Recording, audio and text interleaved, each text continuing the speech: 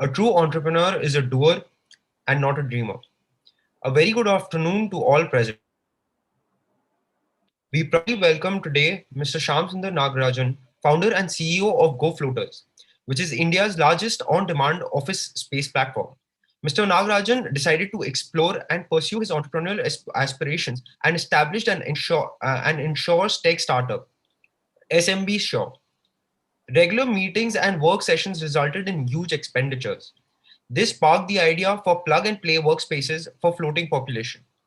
Mr. Nagarjun turned a problem into an opportunity, which then transformed into a full-scale revenue-generating business. He has truly made work from home anywhere possible. He will be talking about the aspects, learnings, and turning points of an entrepreneurial journey. We are honored to have you, sir, at Entrepreneurship Awareness Camp 2021. Before I hand over the proceedings to Mr. Nagarjan, I would just like to inform all the viewers that we'll be extending during the session. Sir, the stage is all yours. Hey, thanks, Krishnam, and thanks everyone who's arranged this, put this together. It's a great honor for me to be talking to the students of one of the oldest and the most prolific institutions in India. So it's a true honor for me to kind of be sharing my journey with all of you. And before I even get started, right, and get into the grind of what I have to share, but I do want to hear from all of you in terms of your own trysts with entrepreneurship, whether it has been more of an interest or some of you might have already ventured into starting to doing that. Can we just go around who is live right now on Zoom, kind of get an understanding of entrepreneurship and your brief experience or your trust with it, right? So can we go around that and share that very quickly? And for the rest who are on YouTube Live, I would love you to kind of make this session as interactive as possible. In fact, my plan is to kind of keep a good amount of time just for the Q&A. So start putting in your questions, whichever platform you're using, start putting in the questions and the organizers here would collate that and put it across to me, and I'll do my best to answer those questions from my own experience. So can we just go around and kind of share one or two sentences on entrepreneurship? If you're already doing a startup, please talk about that very briefly. If you are thinking about being running a startup or getting into entrepreneurship, tell me what are your biggest mind blocks / challenges that you are grappling with right now.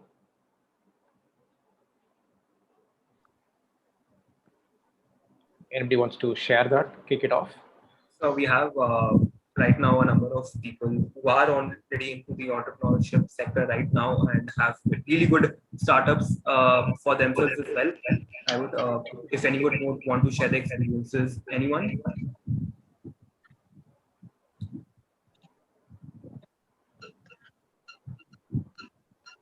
Yeah, let's make this interactive, guys. Yeah, Devendra, you can speak.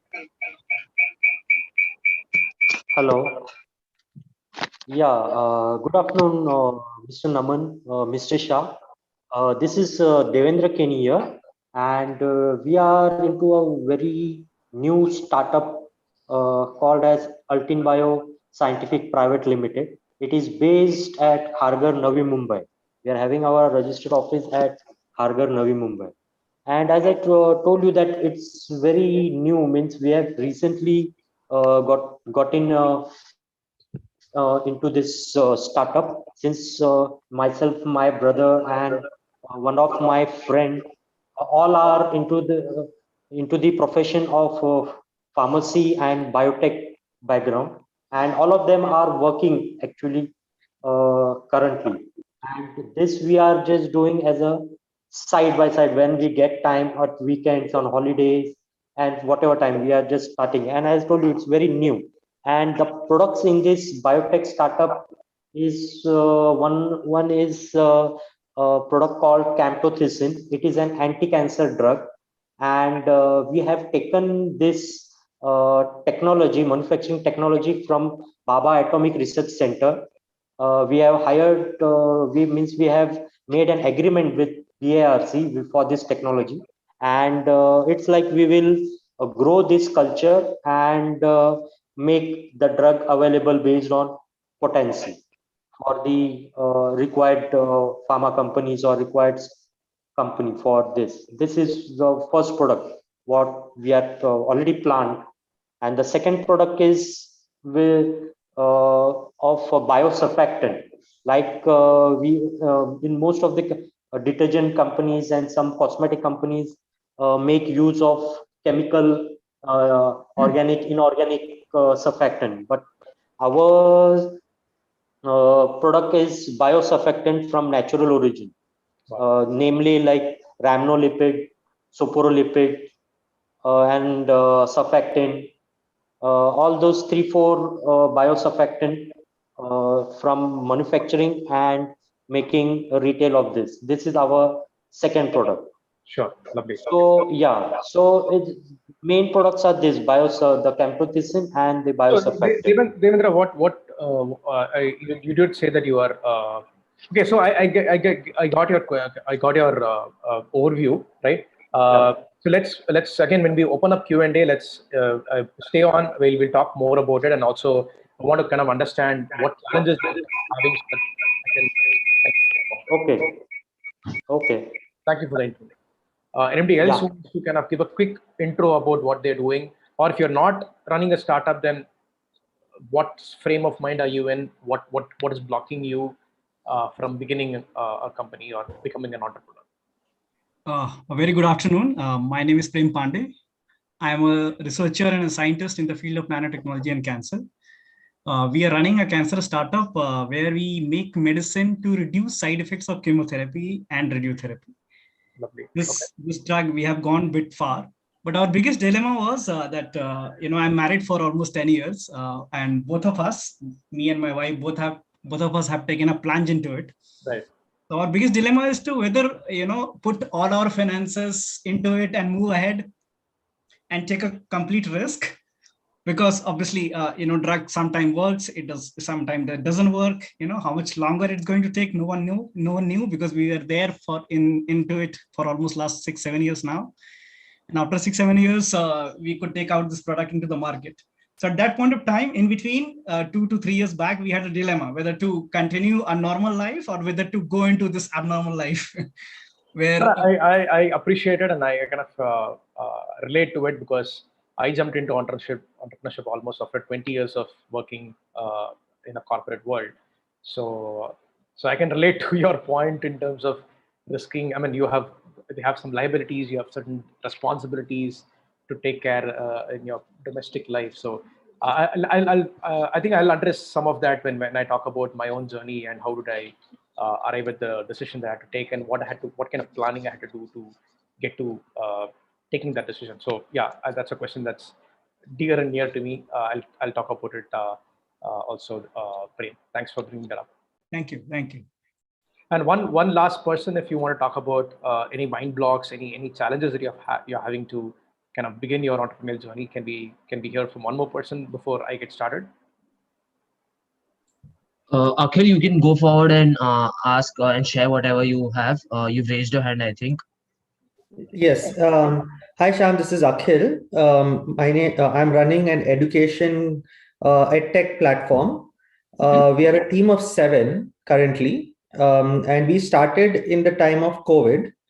My question is more around how do we keep the team motivated until we see our first revenue check. Right now, it is we are lean. We don't pay as much for the kind of experience that they might get outside in the industry. Very true. How do you keep them motivated? Super. I think that's a very good question, and I'm happy that I have some answers for you. So look forward to that. And again, if I've not adequately answered the question, let's bring this up again during the Q&A. Sure. Thanks for that question again. Another thing that I've still struggle with. So I'll hopefully share it. If not answers, I'll at least tell you the approach that I'm taking right now. Yeah, perfect. Kind of overwhelmed with the kind of ideas that you guys are working on. Answer research, it just overwhelms me, and I'm I'm nowhere near a biology student, so forget about being a research or a scientist in a specific area. So I'm kind of quite overwhelmed and humbled by the kind of work that you guys are doing. So awesome work, and I'm happy that you guys are doing what you're doing, because that's super essential to for everybody, right? So and it's a game changing. All of you are doing. I mean, whatever I've heard, you're doing game changing work, right, and world changing work. So I think kudos to what you've done so far. So with that, let me just get into my journey, and I'll start sharing some of the mistakes, some of the learnings. And again, I'm sharing the mistakes because I want you to avoid all of that, right? I'm if we can all incrementally be better than the previous generation of entrepreneurs, I think we can collectively grow faster than any other ecosystem, startup ecosystem or entrepreneurial ecosystem out there. And why would you want to repeat somebody else's mistake, right? Learn from, I mean, why would you want to spend and learn, right? I mean, I'm sharing that, learn from my mistakes, and I'm sure many other entrepreneurs are also willing to share their mistakes. And I think that's the best way to reduce the chances of failure, right? I mean, and we all know the chances of success in a startup world or a new idea is not high. So the only way to increase the chances is to reduce the number of mistakes that you make, right? So that's the intention of this session that I want to kind of take, right? These are not silver bullet answers. These are not things that will work for everybody. So take it with a pinch of salt, take it with a bag of salt, and apply, contextualize this in your own scenario, and see how that's fitting, right? So that's the purpose of this session. Before that, why me? Why should I be sharing this? So a little bit about me. So I graduated out of, again, a very historical institution in India called the Banaras Hindu University. So I'm a BTech from IIT Varanasi. Did my master's in with Spilani. Worked at Infosys for roughly around 4.5 years. Then subsequently worked at Cognizant in various technology roles for another 16 to 17 years. So all along, while I was not an entrepreneur then, I was in my own right. I was an intrapreneur, let's say, right? You build products within the company. So I was building products. I was building SaaS products. I was building on-premise software products that our customers could use, right? So I was always had that thinking of taking a problem and solving it, right? Not waiting for somebody to tell you the requirements and building a software or building a solution from it, right? So I've always tried to do that, right? And in 2017 is when I could actually, frankly speaking, get the courage and the enough motivation to kind of think beyond the corporate world, right? And to the previous gentleman's point, Ajay's point, right? I have a family, I have a son, I have some liabilities to take care of. Is this the right time to jump and do this, right? And what are the risk versus reward ratio? Am I going to kind of doom everything else along with me, or am I going to be able to survive through this, right? So that was the and 2017 onwards, I've jumped into entrepreneurship. I've stayed an entrepreneur, and this is what I do today. GoFloaters is my second startup, so I've had one failure already, which kind of qualifies me to talk about failures, because I've gone through failures, so I think I can boldly talk about failures and why I messed up, right? Before even telling you how I fixed something, I can for sure talk about where I messed up, right? And that's pretty much me, right? And I'll talk more about not just that. My first startup was a failure. Second startup took almost a year to kind of find its feet. Some of you were talking about revenue. How do you motivate your team? So I've gone through that. Lost team members. Kept some people who were still motivated enough. Fixed those motivation challenges also along the way. And when we were just thinking that we're doing really well, the world gifted us with COVID. So we had to go through that. Last year was almost a washout with COVID. And this year we were just beginning again, second wave. So you can kind of see that we have gone through enough challenges for me to talk about those challenges and how we continue to survive, right? And that's the biggest thing, right? And how do you continue to survive is the game, right? Perseverance and motivation is more, compensates more for anything else that you are faced with in a startup journey. And that's basically why I'm qualified to address some of you and talk about it. So what is GoFloaters? And again, by the way, I should mention that we are also super excited and elated to be also a partner for this entire summit, right? Not just a speaker, but we're also an overall partner with the college. So super excited that we're able to do this. So GoFloaters, what is GoFloaters? That's a startup. Again, not that this matters to the talk per se, but I want to give you the context so that you understand some of the challenges that I've faced and how they relate to the problem that we're trying to solve, right? So with GoFloaters, the problem that we want to solve is like we thought the way we work, the offices that we all are very accustomed to, right? Your fathers, you are having an office, your fathers and your mothers and your cousins, everybody. I mean, the office definition that we have in India, we thought, me and my co-founder thought that it's completely obsolete for today's way of working, right? When I mean, and COVID has proven that, right? We're all, in fact, all of this, you're not even taking this session from a college, right? And this is a college session, right? None of us are in the college, right? So, so that's what technology has made possible, right? And in such a world, do we need to still stick with the same definition of an office, which is some building in some part of Calcutta or some part of Chennai or some part of India that all of us go to religiously in the morning, go there, open up our bag, pull up our laptop, sit there, work, and then come back home half dead and not having the energy to kind of play with our kids or spend time with our family or do something that's of interest to us. So we were of the opinion that that definition of office stops with the industrial age, with traditional businesses, with traditional manufacturing sector. That kind of an office kind of makes sense, right? But for the kind of most of us are into a technology oriented business or knowledge work based work, and that definition of office we thought is obsolete and has to be changed, right?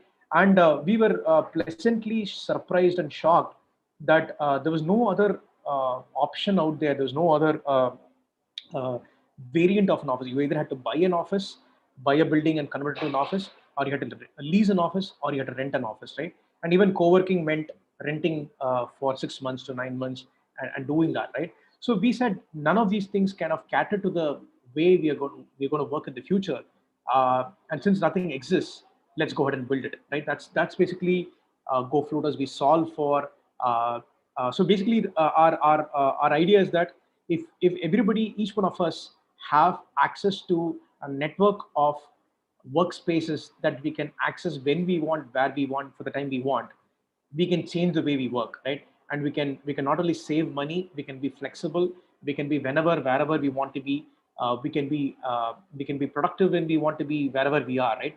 And our teams don't have to relocate themselves from Calcutta to Mumbai or Calcutta to Chennai or Bangalore, or even from everywhere in Bengal to Calcutta and kind of be a part of the company, right? We can be wherever we are and contribute to the mission of the company equally effectively as we would be in a physical space, right? That's the entire how do I say it, vision behind GoFloaters. So in this context, I want to kind of tell you about the challenges and then so that you can relate to this, right? And to the initial introduction that Krishnam gave me, GoFloaters was not my first startup. I already revealed the secret behind that, right? I had a failure startup, and then the second startup is GoFloaters, right? And I want to talk about how did this even happen, right? So this did not happen because I suddenly had when I was working at Cognizant, I didn't have a sudden bulb moment, right? Innovation and ideas are always pictorially represented as a bulb, right? So I didn't have a bulb moment that blew me up, and then I said, "Hey, boss, this is the next best thing that I could do with my career," right? So GoFloaters kind of happened as a problem that I was facing, and the problem was nagging initially. The nagging kind of became frustration. The frustration became so bad that it is giving me a headache, and I said, hey, nobody else is solving it, so I'm going to go solve it, right? So that is basically how this is born. And the reason I say this is like many of the startups start this way, right? You don't go behind a trend, don't go behind, hey, this app is getting popular, that idea is getting popular. Now everybody's talking about edtech, everybody's talking about blockchain and blah this, blah that, right? Everybody now is talking about cryptocurrencies, right? So I need to build a startup in that area.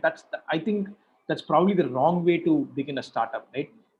Unless until the problem is so ingrained into you and you kind of either have a first-hand experience or at best case a second-hand experience, right? For some of the people who talked about cancer saving drugs or chemotherapy, finding a solution to kind of have a fewer number of side effects from chemotherapy, I have a guess that some of you would have had somebody in your family go through that crisis, right?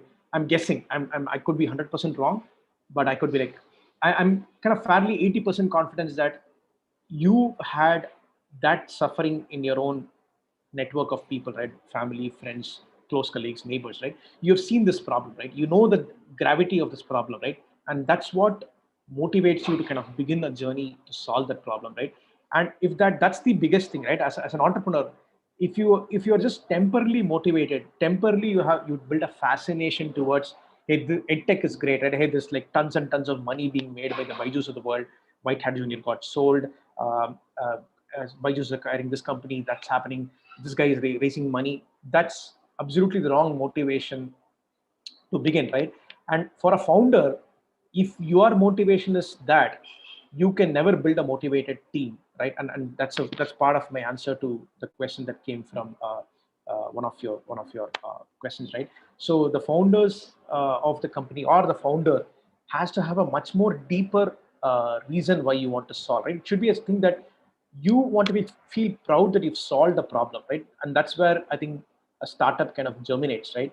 And if it germinates anywhere else, I feel that that journey is going to be either short-lived because your motivation will die after some time. You get distracted by something else that's more shinier later on, and you move to that, or for the fact that you might not be able to build a motivated team that's going to stick along with you for long, because they can easily see through you and say, hey, this guy is just building because he wants to have the title of a blockchain entrepreneur, or he wants to be in edtech space just because it's fascinating for him, right? To be in that space. So that kind of brings me to the question of why are you even beginning? Why do you want to become an entrepreneur, right? Why do you want to start up, or why do you want to work on the idea that is fascinating you, right? Or why do you want to solve a particular problem, right?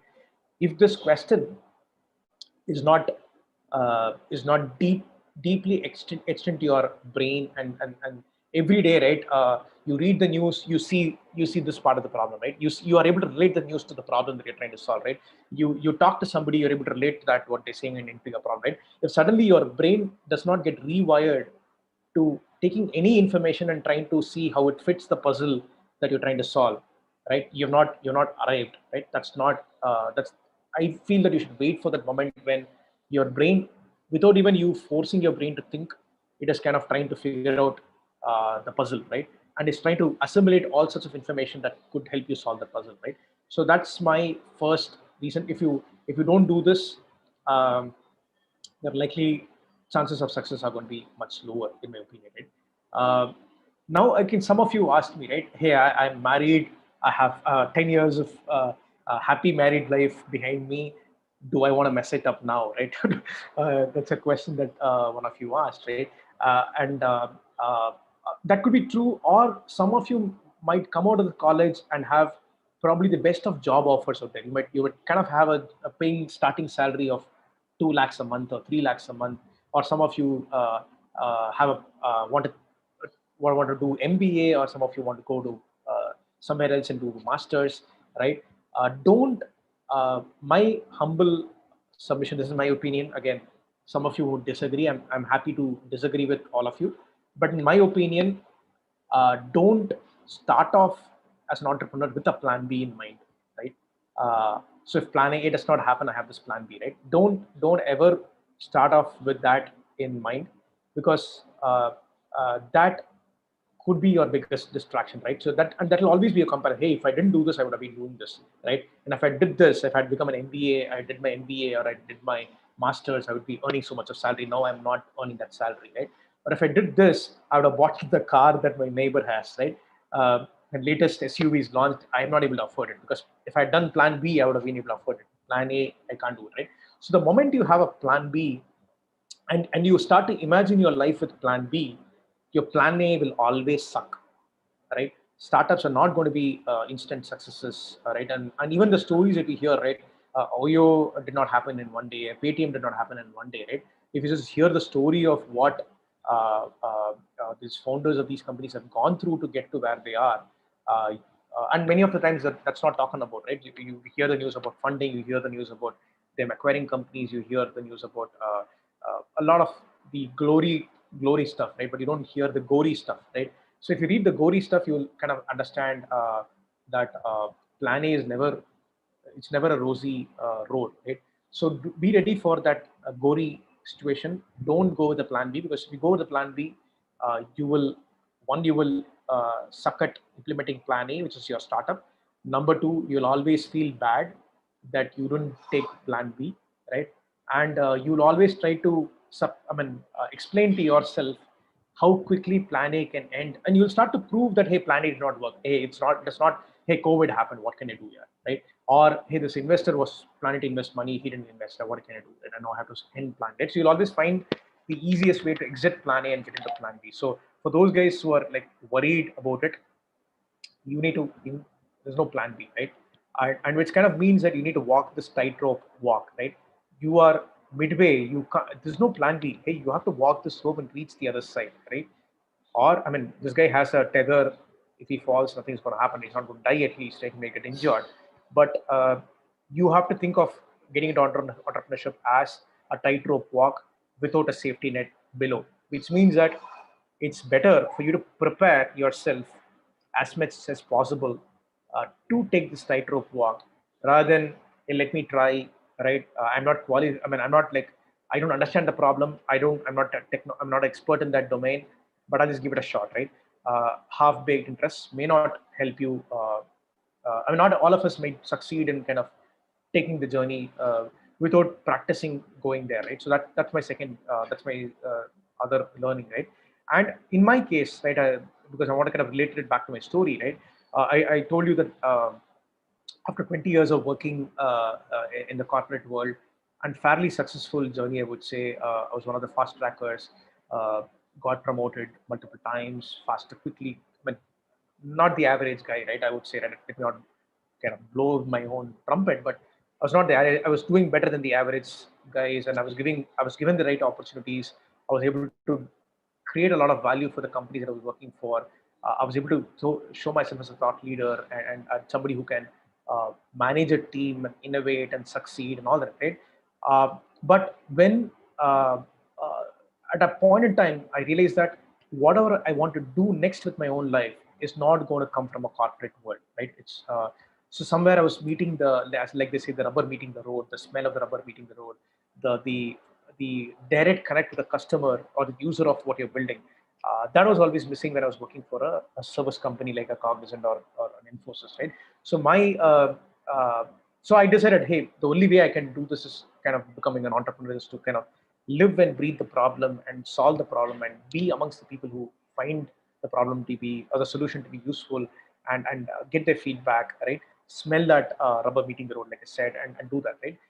But this took me 2 years for me to get convinced myself, right? So that's, and I've even in the 2 years I've attempted telling that to my spouse, to my parents, saying, hey, I want to become a startup entrepreneur, I want to run a startup, right? But I couldn't. First of all, I was not convinced myself, right?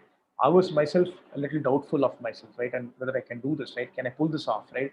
Uh, am I made for being an? Do I have a DNA to be an entrepreneur, right? You get those questions, right?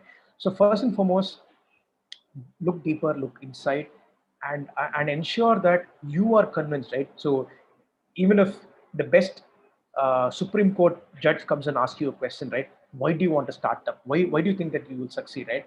You should be able to win that dialogue and win that tussle between the Supreme Court judge and you, right? You should have enough strong arguments to say why you're doing is going to change the world. Why you're doing is going to be the best usage of your time. What you're going to do is going to be what you're getting into, and you know how to make this work, right? Till you are convinced, don't try to convince your family. That's my humble submission, because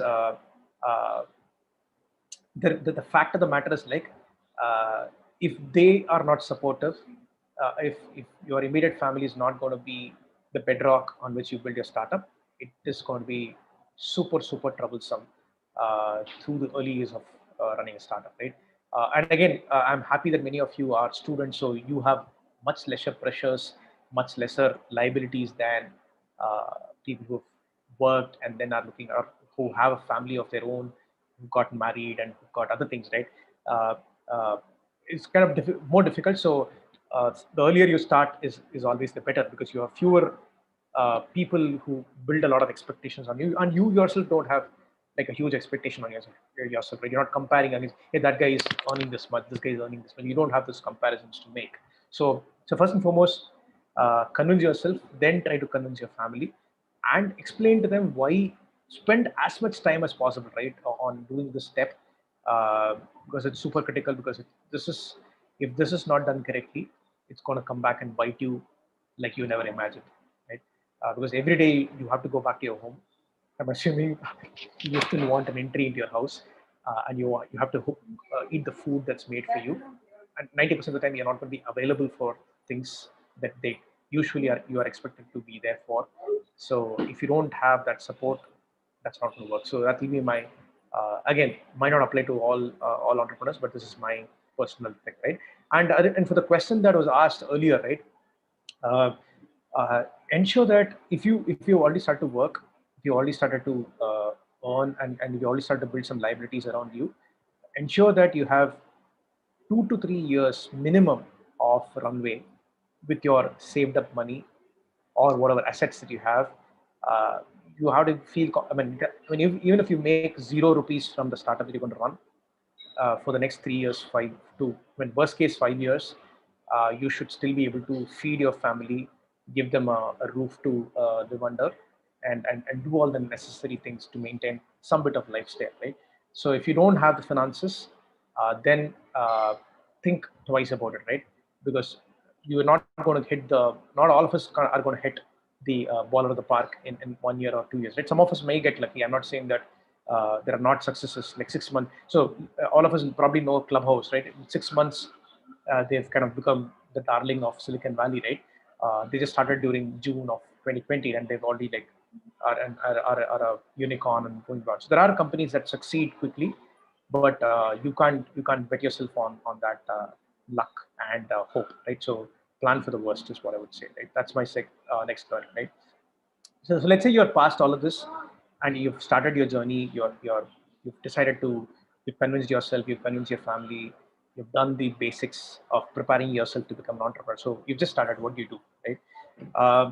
So this is a paradox, almost a paradox that every entrepreneur has, right? And again, you can all respond on YouTube chat or on the Zoom chat, whether you also have this question or dilemma: is idea more important or is the problem more important? I don't know, right? Again, Siddharth and some of you who are monitoring this chat, please voice it back to me if you hear this question, right? So this is a dilemma, right? And I went through this dilemma as well, right? I went through this as well with the first startup, right? And I didn't talk much about my first startup. I'll probably do that subsequently. But after running these two startups, and after having interacted with almost like, I don't know, right? I've lost count, but I would easily say 300 other entrepreneurs who've been through the journey and succeeded in their own terms, right? I would say problem trumps idea, right? Idea is is is uh, is is available dime a dozen, right? If I give you 2 minutes and I force you to write down one idea in the edutech space, I'm very sure that 90% of you will be able to write one idea down, right? Um, and or any other field, right? If I say, hey, use blockchain and come up with this idea, right? Or Cognizant has this revenue crisis, come up with an idea to solve that, right? I'm very sure all of us will be able to spend, if you spend 2 minutes, you'll be able to write down an idea, right? That's the value of an idea, right? The value of an idea is that 2 minutes you spend to write something down, right? Now that's not going to what's going to help you, right? So to take my own example of GoFloaters, right? So we started with this problem of, hey, how do we look at office in a different way, right? Why should office be so much a liability for many people, right? Why should it be available? Why should you have to enter contracts? Why should you have to pay a deposit? Why should you have to even if you're not using it, why should you have to pay for it, right? So we kind of were fundamentally looking at the definition of office and how it is available, and we wanted to change that, right? And in the last 3 years of our existence, at least I would say we've pivoted 4 to 5 times, right? And COVID itself has made us pivot like a couple of times now, right? With wave 1 and wave 2, right? But we still solve the same problem, right? It is how we solve has become different, right? So the problem that we're still trying to solve is the same, right? We are so passionate about that problem that we have not gotten dejected by uh, all the challenges we faced, right? Because that we have gotten deep rooted into the problem that uh, the idea did not matter. Hey, we tried this, it doesn't work, fine, right? The same problem has some other solution, so let's try that idea, right? So we by not being fixated on the idea and being fixated on the problem, one, you give yourself enough chance to try all possible ways to solve the problem, right? And the second thing is like fixating yourself on an idea. uh, uh, when a problem is thrown at you, right? So for example, let's say you were building digital schools, right? Let's say you were in the idea of building digital whiteboards for schools, right? If schools become online, the digital whiteboards are of no use, right? Zoom does the magic, right? You can whiteboard on Zoom and you can share your screen on Zoom. I mean, if a technology shift happens, or if a user shift happens, or if a paradigm, if the environment changes, like COVID has changed us, right? It has made a permanent dent in many ways in which we live and work and study and things like that, right? Your idea would you would kind of it would kind of hit you quite hard, right? By committing yourself to getting married to the idea, you are kind of giving yourself fewer chances to succeed, because ideas may not always work, right? You have to constantly keep figuring out other ideas to solve the same problem that you're so much passionate about, right? That gives you a lot more chances. And the other point is like you have very little dead weight, that your baggage that you're carrying around. Hey, this idea, I built this technology, I built this thing, I had spent so much of time in making this idea work. Now this idea is not working, right? How do I use this in a different context? Right? You have a baggage that you carry around, right? By not, so we had to kind of completely ditch something that would work for us in 2019, right? In 2020, we kind of say, hey, we're not doing that. Hey, that was for 2019, it worked. 2020 is a different scenario. We're going to do something different, right? So we had very little baggage to kind of shift directions, because fortunately, in my second startup, we were more fixated on the problem than the idea, right? Now I'll quickly introduce my first startup, right? My first startup was to solve for, I mean, in very short, I was trying to build Policy Bazaar for companies, right? For SMBs, right? And even in this one sentence, you can actually see how I define GoFloaters and how I've defined my first startup, right? My first startup is an idea, building Policy Bazaar for X. That's an idea, right? Whereas my GoFloaters, we are trying to redefine Office, right? We're trying to make Office a utility than what it is today, right? That's a problem that we're trying to solve, right? So that, and I would say, and just because I was so fascinated with the idea, I was building a product, right? In fact, I mean, the fact of the matter is that I didn't even launch, and even before that, I had to shut down the startup, right? That's the uh, shameful failure that I had, right? I didn't even launch, but then failed, right? So that's the worst way to fail, right? You silently failed after like working out so many times. And that kind of brings me to the next point, right? Test your idea as quickly as possible, right? And if nothing remains in your head after this talk, if you can just have this one statement etched in your mind so deep that you don't make this mistake, I think you have a better chance of succeeding than I had, right? So test your idea as quickly as possible, right? Don't so you've identified a problem, you've deeply researched into the problem, you have come up with one idea to solve that problem, right? For somebody, right? So this idea, for example, taking another example, this idea solves the what is it? The chemotherapy related side effects for cancer patients who are undergoing chemotherapy, right? But again, I'm very sure you're kind of drilling down. So people who are going through chemotherapy for blood cancer, or for breast cancer, or for prostate cancer, or whatever. Right? So I mean, I'm sure like the efficacy would differ depending on the type of cancer, right? So so test their idea as quickly as possible, right? Talk to experts, talk to people who have gone through this, right? Talk to people who have, if there are other similar work being done by anybody else out there, right? Again, in the case of biotech and nanotech and things that are deep tech, right? validating your idea is a little difficult, right? Because you have to work in the theory space for some time, right? You have to depend yourself on other research work that's happening or other advancements that are happening out there, right? But if you're building a consumer tech product, if you're building a software-based product, quickly dip up version 1 and show it to your prospective user and say, hey, this is what I've built. Do you like it? Right? Great. Do you like it? Tick. Would you pay for it? No. Why would you not pay for it? Right? What would, in fact, ask this question, right? What, if I did X, you would pay for it. What is that X? Right? What would make for you to pay me for this, solving this problem, right?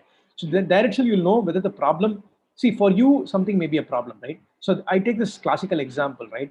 I don't know how many of you read newspapers, right? My father is addicted to newspapers. If newspaper does not come to him at 6 a.m., right? His world ends that day, right? That's the amount of addiction that, so that has to be there, right? And he has to be the first to read that, right? That smell of that paper and the print has to be there, right? So, but if I told him, Dad, will you pay me? The paper costs you 3 rupees, right?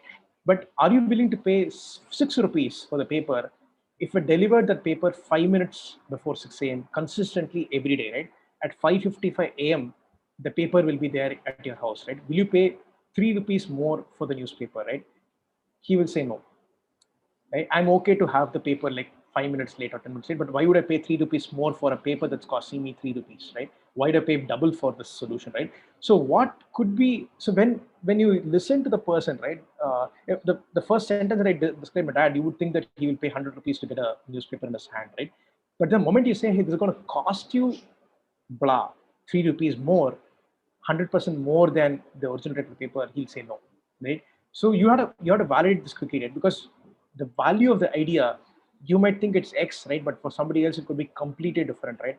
And if you can't validate that quickly, you will be investing and building something, and you'll spend your time in building something that's doesn't take off, right? That doesn't get you the revenue that you want it to get eventually, right? So that's my biggest input on learning from my 2 startups, right? So to take the context, right? In my first startup, I started working on this in March of 2017, and I was building a technology product on blockchain, fancy technology, and I was working on this till August of 2017. The product did not launch, failed, right? I didn't launch. I shut that down in December. By December 2017, I shut that down, right? Nobody had even seen my idea in flesh and blood, right? Only I saw, right? Only I had this in front of me. I was testing this, right? But nobody else saw, right? Whereas in the second startup, I know you can't respond to me, right? Can you even guess the time it took me to launch the idea, right? Just think about it, right? Just keep an answer in your head, right? Okay, so answer is, it took me 48 hours to launch the idea. It took me 48 hours to get the first revenue on the idea, right? I had a paying customer in 48 hours of me committing to work on this idea, right? So that's the drastic. So I could validate this so quickly that I could get up. So for a lot of you who have this mental blocker, hey, should I begin, right? Is now a good time? This is today's Panchami. Should I start today or should I start on Navami or whatever, right? Whatever is blocking you, right?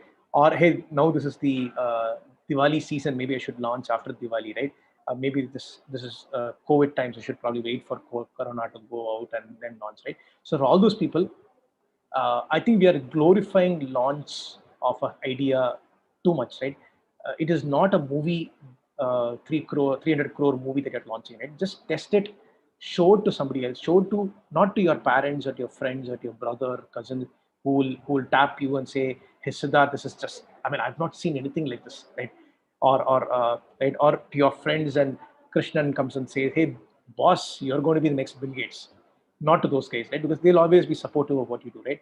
Show to a prospective buyer of your idea, right? And then ask them for your feedback. If Krishnan is your buyer, please do, right? But if he is not the buyer, show to the buyer, right? And launch it as quickly as possible. And there are 100 and million ways to launch something quickly. My GoFloaters, I launched it with a Google Sheet and a WhatsApp number. No technology, no website, no mobile app, right? A WhatsApp number, a Google Sheet, I had partnered with Spaces, and I had kept the partners' data in a spreadsheet. So their Google Maps location, photographs, all that I was there, Google Drive, and all that I was there. And somebody, I would just have this mobile number and say, hey, whoever wants the space, just message me on this, WhatsApp me on this number, and I'll send you some options. And if you like it, I'll send you photographs of the space. If you like it, I'll send you Google Maps location to the place. If you like it, I'll send you a payment link, pay for it, and then I'll call up the space partner and confirm the booking for you. So it was just me, my phone, and a WhatsApp number and Google Sheet. That wouldn't take me like, if I took like 2 days, sorry, if I took like more than 2 days to launch something like that, it's a how do you say it? It's not worth it, right? So start testing your idea, and just by kind of building something with just a WhatsApp number and a Google Sheet. We ran this pilot for almost 3 months, right? For 3 months, it was just a Google Sheet and a WhatsApp number, right? In that, we were able to do so many experiments, right? We were able to get so many questions answered, right? What pricing does it work for customers, right? What are they willing to pay? What kind of space should I provide them, right?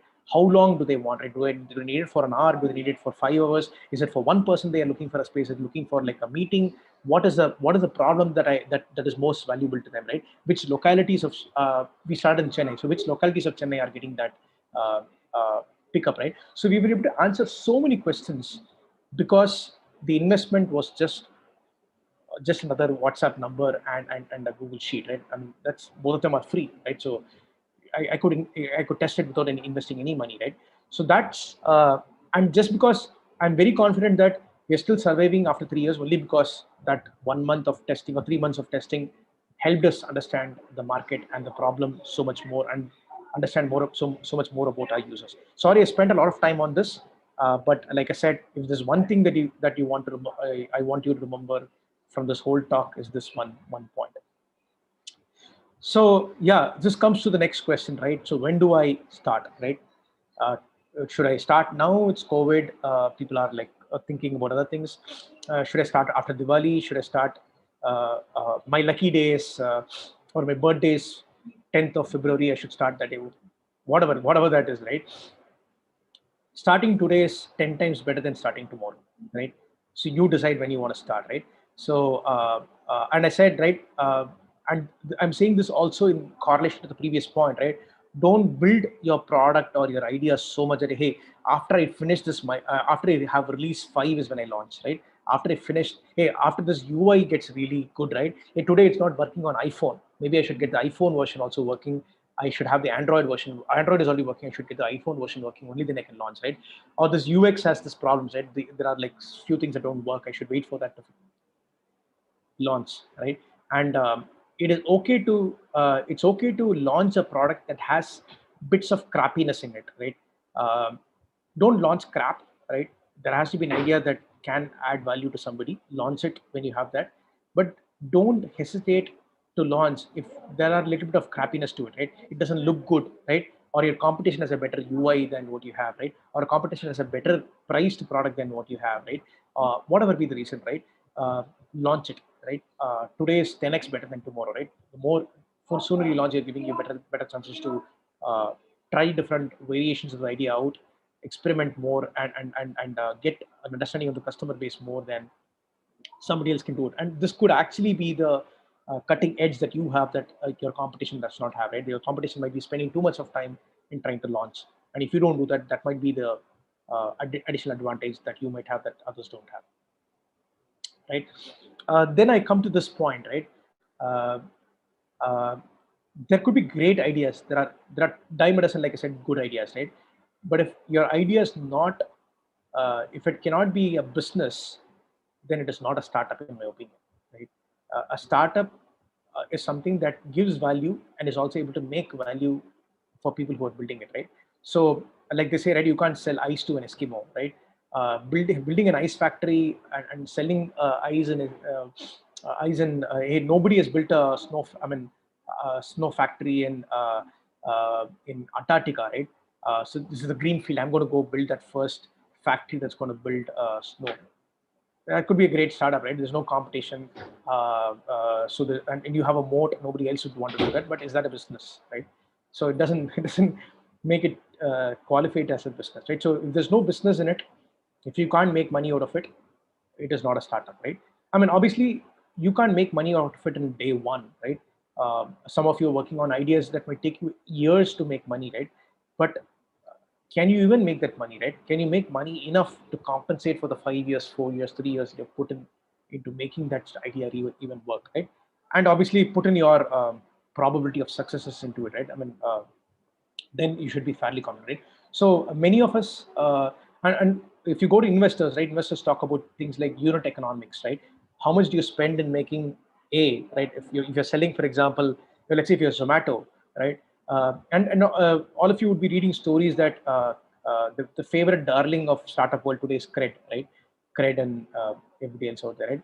So Cred made 58 lakhs last year but they spent 57 crores or something. I don't know. I mean, I don't know the numbers, right? But it's something like that. Right? They spend crores to make lakhs, right? Again, I'm not Kunal Shah. I'm not commenting on what he's doing. He could, neither am I connecting on any of the startups that are spending a lot of money to get customers now, right? But don't have. So investors ask you for a unit economics, right? If it takes 200 rupees to acquire one customer, right? Can you ever make 250 rupees or more from that customer, right? Profitably going forward, right? If you can't create that mathematics, right? It's like probably your business model needs to be tweaked, your financial model needs to be tweaked, and your probably your idea needs to be tweaked, right? That's what I would say in terms of what mistake. Again, in my first startup, I had a great idea. I was solving for even more world-changing problem of making SMBs more resilient to catastrophes. It was even more interesting problem to solve than GoFloaters is solving, right? But I had not figured out the business part of that startup, right? I couldn't figure out how I'm going to make money from this, right? So amidst all the other mistakes that I've done, this was another mistake that I did. So and which is why it kind of didn't take off, right? The next, this for me will be the second most important thing I want you to remember. If your memory is more than 2 kilobytes, you can add this 2 kilobytes of more memory into it, and store this as one learning from the talk, is to not think about the whole world as your customer base, right? You might be Zomato, right? And even Swiggy. I'll take Swiggy as an example, right? Swiggy is all over India today, right? But do you know when they started? For them, Koramangala was their customer base, right?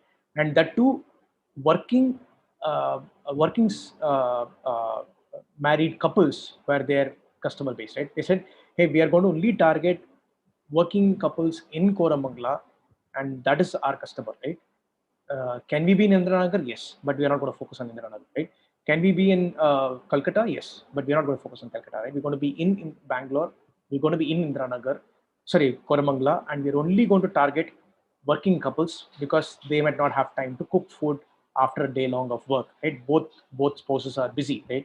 Are tired and probably they're busy, so they'll not have time to cook food many occasions. So we're going to deliver food for them, right? Food to them, right? And they might not also have the time to. They might be so tired coming out of office that they might not have the energy to go to a restaurant and eat, right? So that was their hypothesis. That was their customer segment, right?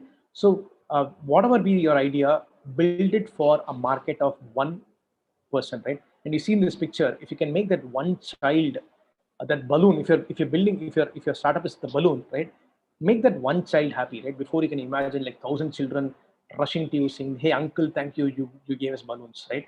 Make that one child happy, right? Make that one customer happy, and make that one customer happily give their money to you, saying that, hey, I would, even in my dream, I would give you this money because you've solved this problem for me, right? So build it for that, right? So again, for all the guys out there, for us, right, we said we're going to only build it for freelancers in Chennai, right? And the two in certain pockets of Chennai. And we said freelancers because freelancers typically don't have an office, right? They work from home. And we said we're going to only provide spaces for people who want to meet each other, right? So we solve for the problem where person A wants to meet person B, right? But these two people are like coming from two parts of Chennai, so they need a common area where they can come and meet, right? We said we're going to only solve for those informal meetings that happen in Chennai between freelancers, and that's the problem we're going to solve, right? We didn't look at anything else, right? So that's the market of one, right? Whereas in my first startup, every SMB in India was my customer, right? So that, I mean, I learned You see, you can see the pattern. I learn from my mistakes quite fast, right? So the next thing I would say is like once you've built something, once you have something, be shameless about selling it, right? And I'm selling today, right? I have my GoFloaters logo T-shirt here, right? So and I talked about GoFloaters. I talked about pitched who we are and all that. So don't hesitate to sell your idea to somebody else, right? And you if you are the founder, if you are the co-founder, or if you're part of the core team of the startup, uh, whether somebody tells you or not, you have to be a salesperson, right? So whoever you meet, wherever you meet them, whatever be that conversation, talk about your startup. When I say sell, I'm not saying, hey, give me 50 rupees. I'm not asking you to kind of be the telemarketer who tries to sell you the credit card, right? So, but pitch your idea, pitch the problem that you're trying to solve, right? And it is not just the person may not. So we have had referrals from so many non-users, right? So many users of GoFloaters have come from people who don't use GoFloaters, right? Just because they got to know about this idea, right? They got to know about me and my team, right? They refer us, right? So you never know. And I got my mentor through this, right? I got some investors through this, right? Because you never know who's going to come off handy to you, and take every opportunity possible to kind of validate your idea. Like I said, right? Test your idea quickly. So selling is one way to kind of validate it. Right? Hey, will you give me 50 rupees if I gave you this? Will you give me 20,000 rupees if I sold you this Poco X2, which is like 2 years old? You would probably say no, right? You would say, why would I buy a 2-year-old phone at higher than the market price, right? So that's the thing, right? So now is the next stage of the startup journey. You've decided to launch. You've launched. You have a product. Now your baby is slowly growing, right? It's like people are using it. There are some users. You have a small team. It's not just you now, right? Now, what kind of things that you have to worry about, right? And I'll quickly, before I go to this, I'll quickly answer the other question that came up, right? How do you keep yourself motivated? How do you keep your team motivated, right? I'll probably answer that in this section. So if I don't answer, please, Siddharth or one of the moderators, please bring that up, right? So when you start to build, right, this is the next big question that you'll face, right? Hey, how do I scale this quickly? Hey, I have 50 users now. How do I make this 50 to 500, right? How do I make? I'm making like 20 rupees a day today. How do I make this 20 rupees, 20,000 rupees a day, right? So you're fascinated by your idea. You're like super related that some people are using it, and you want to scale, right? And you want to kind of suddenly like multiply the like they say, right, the golden egg laying goose, right? You want like 500 golden eggs every day rather than one egg every day, right? So and I made this mistake with GoFloaters itself. In the second startup itself, we made this mistake, right? So we said, hey, we've run GoFloaters for 1 year. In fact, we had run this for 1 year in Chennai, right? And after running this for 1 year, right, a lot of my friends and a lot of my mentors started to say, hey, your idea is made for Bangalore. Your idea is made for Delhi kind of a place, right? There are so many people, they come to the bars, they meet in bars, they work in cafes. There are so many cafes. People meet here, they're social. They're more social animals than Chennaiites are. Chennai is the wrong place for this idea, right? And so on and so forth, right? And they said, hey, go to Bangalore. Your idea will kind of, you'll be the next Ambani kind of a thing, right? You get motivated, right? So you get super energized by those motivational things, right? And I also, while I was motivated by that, I also had a fair sense of question and doubt in my mind, right? Hey, I've built this idea for Chennai, right? For the kind of people in Chennai, this price point, every experiment that I've done, Chennai users have answered the question, right? But can I assume the same answers in a new market like Bangalore, right? Will people even adopt this, right? So I had my own challenges of, hey, I don't want to build something that only works in one city, right? Because the business part of my idea cannot work in one market. I have to scale eventually for me to make enough money to kind of make it a business, right? So I was constantly worried about how do I kind of start doing it. So after 1 year, after thinking a lot, we said, hey, we're going to scale, right? We're going to add a couple of more cities, right? So we added Bangalore and we added Coimbatore as well, right? So we said 1 tier 2 city and 1 tier 1 city, right? So Coimbatore and Bangalore, we launched it in, I think, exactly after a year in I think December of 2019. So 2019, right? So we added 2018, sorry, right? We added Bangalore and Coimbatore, right? Man, what a disaster that was, right? So we couldn't handle bookings. The experience that we were giving to customers was very pathetic. We don't know Bangalore. Somebody would say, I tell me a space that's near Koramangala 4th block, near the Indian Oil petrol station. I don't know where that is. I'm not from Bangalore. Right. So how do I help this guy? So I'm opening Google Maps on the side and putting that address, seeing, hey, where is this guy, right? And Bangalore is such a, I said, hey, I have this place like which is half a kilometer away from this where you're standing. Was Bangaloreans would say, hey, half a kilometer for me means half an hour of travel, right? I can't like, so in Chennai, half a kilometer is like 10 minutes or 5 minutes, right? You can travel to that place fairly quickly, right? But Bangalore city, half a kilometer is actually like adding half an hour more. I have a meeting like 11 o'clock and at 10:45, you're saying that I have to travel for 30 more minutes, right? So without knowing the locality, without knowing the user base there, without knowing that we kind of launched, right? And we added up space partners there. And in Chennai, we used to visit every space partner, right? We used to onboard the space. We go, in fact, me and my co-founder would go sit there for one day, use the space, ensure that everything is, are we happy using that space? And only if we were happy, we were using it, right? In Bangalore, we decided we do it all virtually, right? We'll not go there. I mean, obviously, I'm in Chennai. Why would I go to Bangalore, right? So we didn't do that, right? We don't do any of that and we launched, right? And it was a super disaster, right? And in 1 month we decided, okay, fine, let's come back to Chennai. We've launched too quickly. We shouldn't have scaled, and our mentors were right in saying that we shouldn't have scaled quickly. So we decided to kind of quickly fix the mistake, right, rather than trying to make it work, right? So that kind of brings me back to this point, right? As an early stage startup, your focus should be only on giving value, right? So don't try to become that supermarket very quickly where you have all sorts of fruits, all sorts of vegetables. You are a fruit vendor, sell fruits. If you're a vegetable vendor, just sell vegetables, right? Just see if you can get repeatability of revenue in just selling one thing to one set of people, right? So once you have a repeatable process and you have they say formula, right, that works, then take that formula and try to scale in a small way, right? And again, even when you scale, you have to assume that certain things will not be the same way they were in your previous market or in your previous customer base, right? You suddenly become, from a vegetable vendor, you become a fruit vendor, right? The way you store fruits could be different, the way where you procure that could be different, the quality could be different, the buyers could be different, so everything is different, right? You're just like taking a thela and then selling stuff, right? But then everything changes around it, right?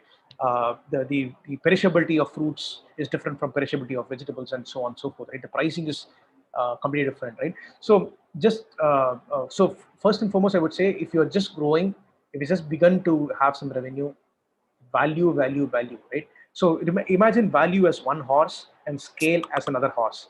You can't keep one leg on one horse and one leg on another horse. These are going to go in different directions, right? So once you have become comfortable delivering value, then jump to the scale horse and only solve for scale, right?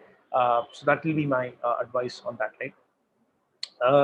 So this is the next question, right, that you might have. And hey, I'm scaling. Now I have to worry about GST. I have to worry about tax filing. I have to worry about salaries. I have to worry about accounting. I have to worry about ABCD things, right? I have to worry about customer support, everything, right? I would say, if as a founder or a co-founder, you have to be a Swiss Army knife. You have to learn everything, right? You have to do everything by yourself, at least for a few months before you find somebody else to hand it over to somebody else, right? Because I have done finances, I have done tax filings, I've done everything myself before I found an auditor to do it for myself, because that's when I truly understand what it means to do something, right? Before you find a chief marketing officer or you find a marketing agency to do marketing for you, do your marketing, do your sales yourself, do your technology yourself, do everything yourself before you start to outsource it, or before you hire somebody to do it for you, right? Because only then you can truly appreciate the challenges, and you can anticipate the challenges they will have, and you can guide them to do the right thing for your business, right? So, and it is okay that you can't be an expert of everything, right? You will be an expert of one thing, but it is okay to kind of get exposure to everything else that means to make a run a business. Just a quick time check. Am I doing okay on time? Okay. Yes, sir. I want to kind of we have a lot of time. We have about 45 minutes. Sure. I want to give more time for questions, right? Yeah. So what do I focus on, right? How do I focus on? So now you've created value and all that, right? And certain ideas are working, certain ideas are not working, certain markets are working, certain markets are not working, or like this messaging do I market it this way on Facebook, or do I market it in a different copy on Facebook, right? You will have a lot of these questions, a lot of these options to think about, right? So my answer to that is ICE, right? ICE, right? And it's an acronym for impact, confidence, and ease, right? And this is not my framework. I'm not that brilliant MBA guy to come up with this thing. This is somebody else's framework, so I just borrowed it for this session. So every idea or every in anything, right? Should I write this blog versus should I do that, right? Today morning I got up, I brushed my teeth, and I've taken my coffee or tea. What should I do now, right?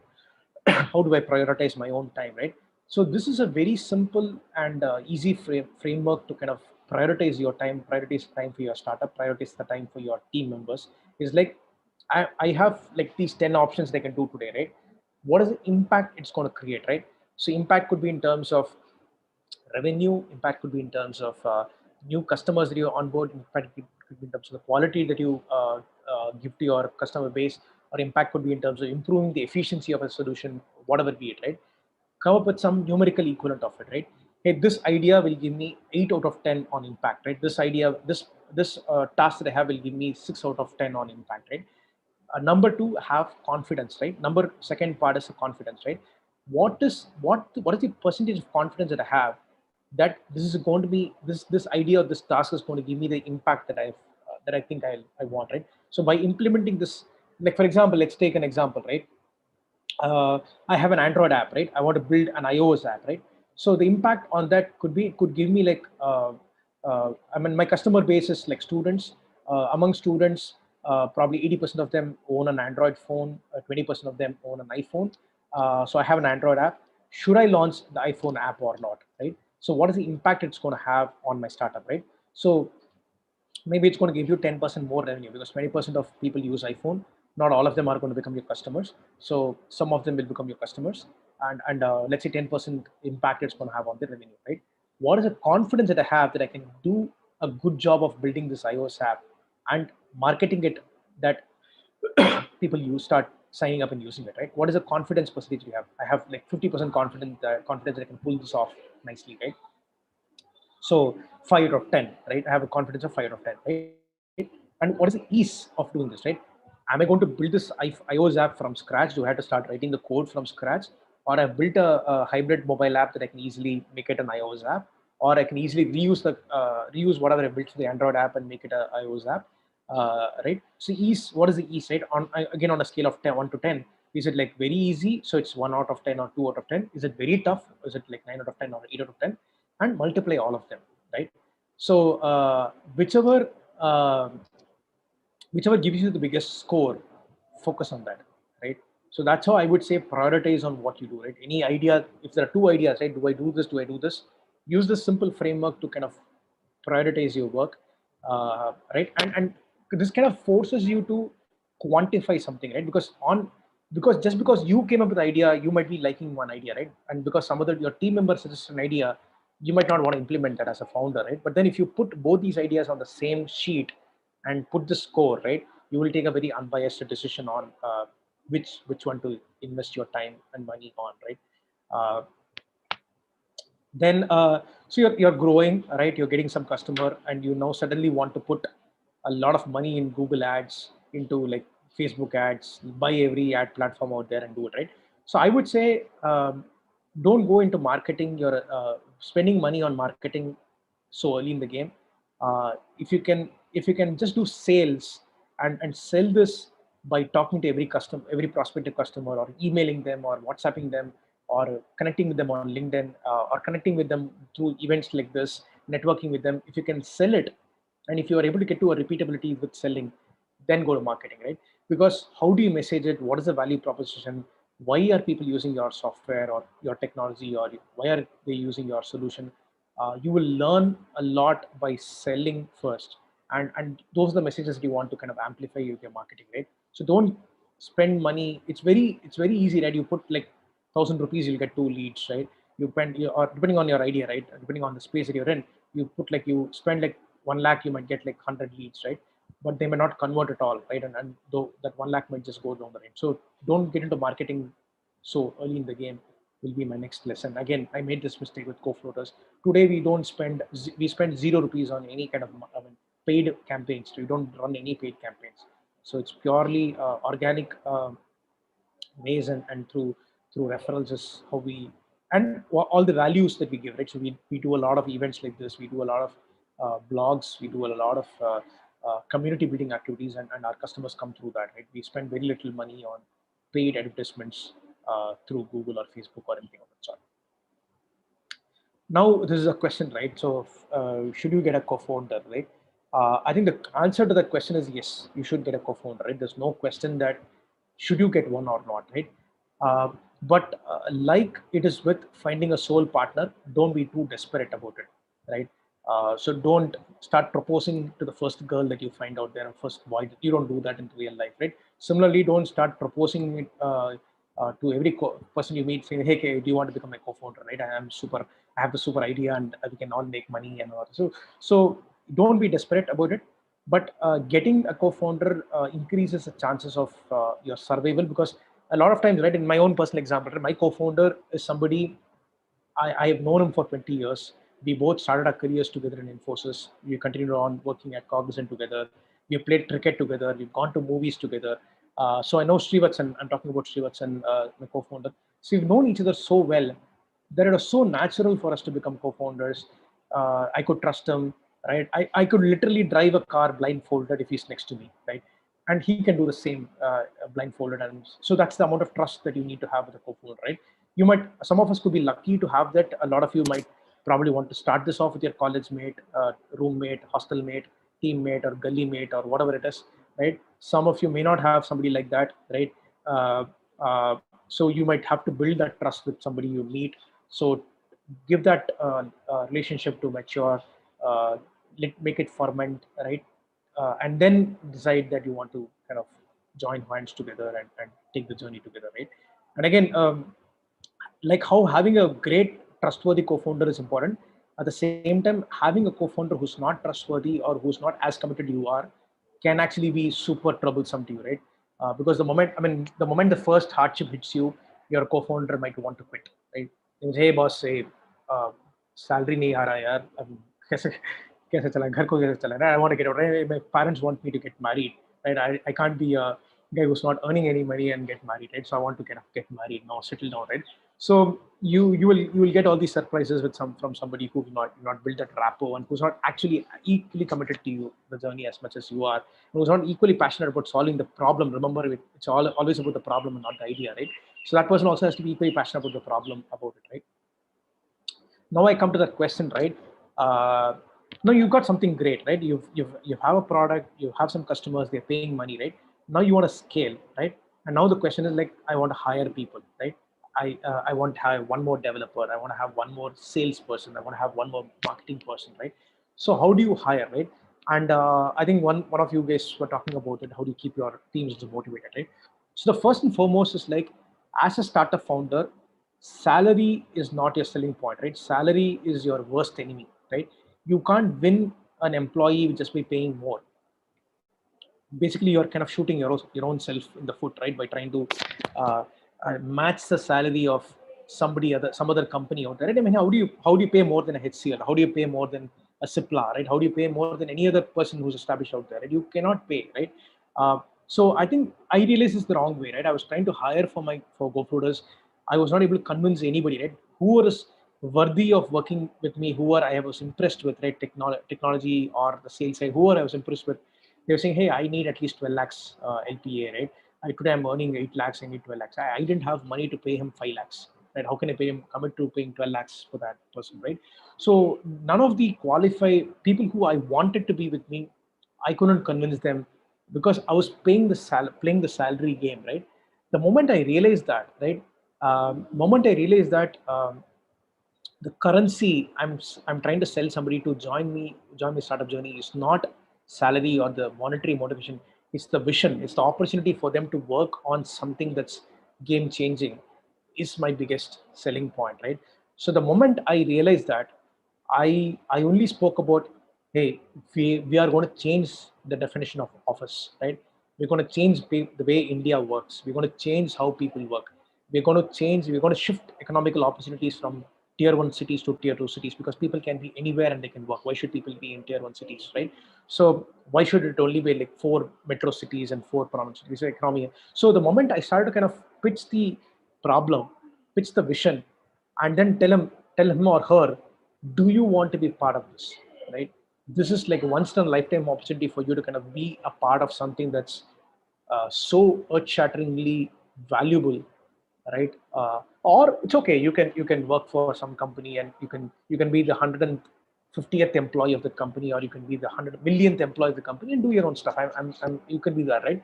Or you can be doing something that's once in a lifetime opportunity for you, right? So that kind of shifted the thing, right? And I could get somebody as my head of product engineering that I can't even try to match salary. That person, in fact, quit the job and took 50% less salary and joined me, right? Forget about asking for a increment, right? He took a 50% cut and joined GoFloaters from their current salary and started work for me, right? And the person is still there with me, right, after 3.5 years, right? So on the motivation part, right? So the moment if you hook the employee on the vision, if they are also equally committed to the problem, right, and to the vision of the company, you will have fewer motivational challenges down the line, right? That's the first thing, right? Because if their motivation was just to call themselves the product head of engineering, today they might be a team lead in some software company, but then you are giving them a title of head of product engineering. That might be a motivation, right?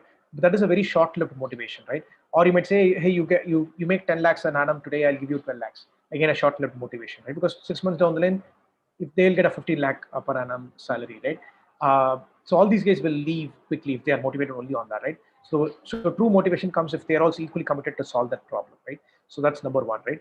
Number two, the biggest mistake I think you should avoid doing, or you should probably, biggest thing that you should do is celebrate every single small success in your startup, right? Sometimes you say, yeah, this is what is there, right? Even today, me and my team share one, even if somebody rates, so today we have 10,000 downloads, or we cumulatively 20,000 downloads on the App Store, right? Very small number compared to probably a Paytm and things like that. But for us, that's a good number, right? So even today, if somebody leaves a rating and a feedback, we share it within the team. We have a small celebration about it, right? Or a customer gives us a great feedback, we share it within the team and we celebrate about it, right? So every small win, you have to celebrate it within your team, right? Because the the the analogy I can give you is like a startup is like walking through Sahara Desert, right? You will like walk for 20 kilometers and you'll probably find one oasis, right? And then after that you'll have to again walk for 20 kilometers in hot sun and sand, and then you'll find something else, right? So the large wins will not happen frequently, right? So you have to start celebrating, hey, we survived today, right? Hey, we added like 2 more customers than yesterday, right? Hey, today somebody gave us a great feedback on our chat, right? Or today this customer is booked the second time, right? Hey, this customer has found us through Google search. Hey, we are ranking on the top second page for the search term on Google, right? So all these are things that are worthy of celebration, right? So keep motivating your team with these small celebrations, because the larger celebrations will take a long time, right? It's like if you had the birthdays on a leap year, right? So if you're born on the day, you get to celebrate only once in 4 years, right? So what you do, so you have to celebrate every year, right? So you keep those celebrations as small as, I mean, as frequently as possible, right? It's one way to motivate, and always keep talking about, hey, we have progressed on solving the problem, right? We have progressed on making a dent in the world, right? So keep that as the driver, right? Not the temporary things out there, right? So even today with COVID, we were shut down for almost a year, right? Lockdown means that we can't operate. We were doing it, but we said, hey, what? Just imagine the opportunity post-COVID, right? Everybody is now familiar with remote working. Everybody wants to work from wherever they are, right? A lot of people have migrated back to tier 2 cities. No, you don't need to be in Bangalore to work for a startup in Bangalore. You can be in Calcutta, you can be in Chennai, you can be in fact, one of the companies that we work at, they have an employee in Assam, and they're working from there. And there are people in like southernmost part of India and the easternmost part of India. The employees working with this company, and we are providing them spaces in all these places, right? So always kind of convert this opportunity or a calamity into an opportunity, or look at the brighter side of things, right? And you as a founder or a co-founder have to kind of put that lens, right? Always breathe positivity into the team, right? I think this is my last slide. So, and after that, I want to take questions, right? So there will be tons and tons of external challenges, right? So like I said, COVID has been a biggest challenge. WeWork, some of you who are familiar with WeWork, we were actually, the industry itself is actually doing really well, co-working as an industry, and specifically our segment was really doing well. The WeWork debacle happened. Again, I don't want to go into that, but basically, WeWork is one of the largest international co-working players out there, right? And they goofed up on their finances, a lot of unnecessary things, a lot of unethical practices followed. So the entire industry of the real estate sector, and more specifically the co-working sector, had a big black mark, right? Hey, you work for co-work. I mean, you are in the co-working space. So do you know WeWork? This happened in WeWork, right? So that's the things happen, right? Like they say, shit hits a fan, right? It happens. You can't avoid it. External things specifically, you can't do anything about it, right?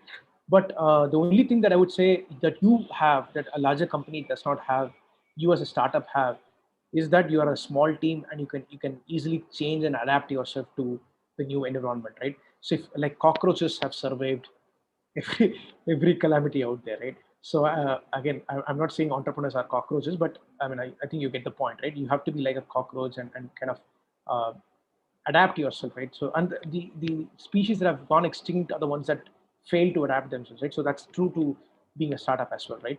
So so with COVID, when COVID happened, we like I said, right, we stopped doing certain things and we pivoted, right? We pivoted from a B2C startup to a B2B startup, right? Because now we see companies are embracing remote work and companies want to help employees. So we said, hey, we can make a bigger impact. We can create more dent by working with companies that are embracing remote working. So we changed our direction, right? So which meant that we had to we had to kind of leave revenue that we were making before and said, hey, this is a revenue that we will not get now. We were making fairly decent revenue with that previous set of things. We said, hey, but that's not where, if we continue staying there, we will incrementally have an impact, right? But if we switched now, before everybody else switches and we kind of became somebody else, it's a great opportunity, right? Similarly, during COVID, we couldn't do anything with demand, right? So no marketing, no sales, right? I mean, you're not supposed to come out of home. How are you supposed to go to a workspace and book a space and work, right?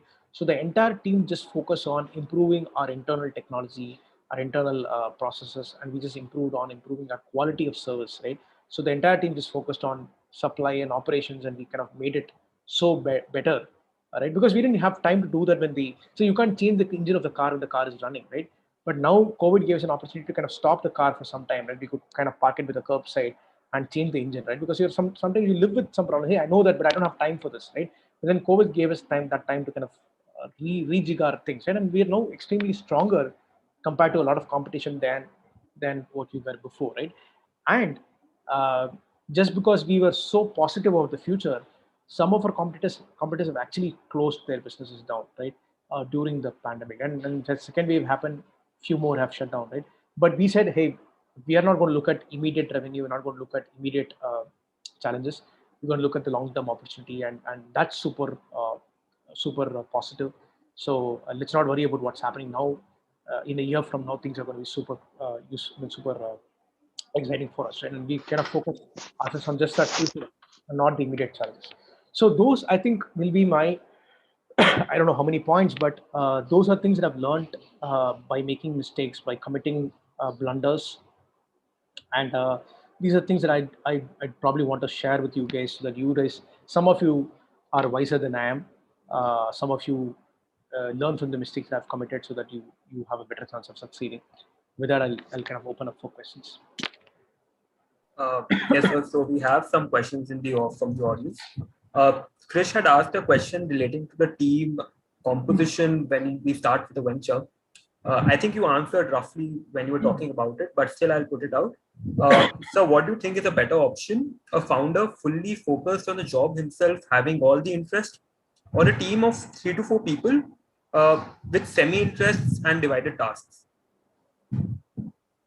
Yeah, I would go for option. Again, the answer depends on the stage of your startup. If you're in very early stage of the startup, I would say don't hire anybody till you cannot operate without hiring somebody else, right? So do it just between you and your co-founder. If you have a co-founder, if it's just you, that's perfectly fine. Just do it with just yourselves, right? One, you have to wet your hands on every department of running a business, right? So running a startup is not an R&D project where you will say, hey, I will only do this part of the experiment, you do the other part of it, right? That doesn't, it's not that, right? You as a founder have to kind of face every single challenge out there. You might not be an expert, but you have to know the challenges and you know how to survive one day in spite of those challenges, right? And after that is when, and you keep doing that till either one, you have sustainable revenues, right? Or number two, you cannot proceed without hiring somebody else, right? And obviously, you should be able to afford the person that you're going to hire, right? You're going to be able to afford that person for the next X number of months. And the next number of months could be 6 months to a year, right? You don't have to plan for, hey, can I pay this person for the next 3 years, right? I mean, that you don't have to kind of be so uh, uh, calculative about it, right? But you can just 6 months, can I pay this person's salary? And like I said, the ICE framework, what is the impact it is going to have? What is the confidence that I have that this person is going to have that impact? And how easy is it for me to hire that person, right? Because like, for example, if hiring a software engineer is much easier, right? But if you're into the nanotech space, if you have to hire a scientist, much more difficult, right? Or if you have to hire, if you're a SaaS startup and your customer base is Netherlands and you have to hire a salesperson in Netherlands, right? Much more difficult, right? And much more costlier, right? To do that, right? Just think hard about it. And having said that, you can never expect the same amount of passion and the same amount of commitment from an employee as much you can expect from the core founding team, right? So you can never, I mean, it's like, I mean, one elephant and like probably 10 horses, right? So, I mean, an elephant can probably easily pull something that 10 horses, I mean, the tug of war, right? So you have to hire. And the other thing I would say, like, hire for not to complement your, hey, I'm good at marketing, right? I know how to do marketing, right? So let me add another marketing person and teach him marketing so that he can kind of do things quickly, right? So that I don't have to do the dirty things, right? Don't hire for a complementary role, right? Sorry, don't hire for a additive role, right? Sorry, what I'm saying. Don't hire for your expertise, right? Always hire for additive role, right? Hey, I don't know this, I don't know sales, I don't know enterprise sales, or I don't know partnership development, right? I don't know business development, I'm not good at it, I suck at it, right? Then hire somebody who complements you than somebody who's as, I mean, who's, you are good at something, right? Don't hire in that space, right? Hire and I would say this is true for even co-founders, right? So hire somebody, like if you're a techie, the other guy is also techie, it's not going to help much, right? You're a techie, the other person is a sales guy, the other person is an operations guy, the other person is a finance guy. That works better because you can always, so you have to complement each other, right? Not try to duplicate each other's skill sets. Yeah, I hope I answered that question decently. Yes, sir. Yes, sir. Thank you, sir. One of another question that came to us was, sir, which part, according to you, do you think was most difficult in your journey of entrepreneurship? Which was the most difficult phase of your journey? I would say starting up, right?